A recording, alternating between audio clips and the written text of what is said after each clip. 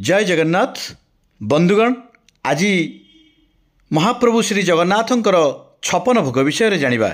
गोपाल बल्लभ रही पाग खई नड़िया कोरा पाचिला कदली खुआ मंडा दही नड़िया पाती पापुड़ी माखन पैड़।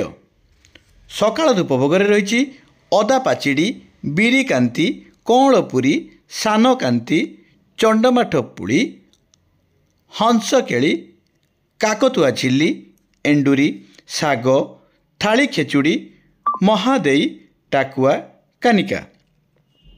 मध्याह्न धूपर रही मरीची नड़ू पांचपातिया पिठा ताट मनोहर सान आरिसा सुआर आरिसा पखाड़ ओडिया थाली बुंदिया खीरी कदम्बा खईर चूल मधुरुचि भजा माटिया पिठा भात पुरी सुआरी बड़ा मुग पाइटी छेना खीरिसा सुजी खीरी मरीची पानी।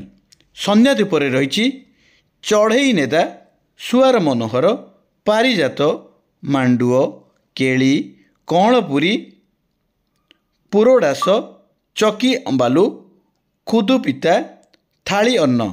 बड़ सुआर भोगर रही बिरी पिठा गजा नुणु खुरुमा मीठा पखाड़ सुगंधी पखाड़ और दही पखाड़।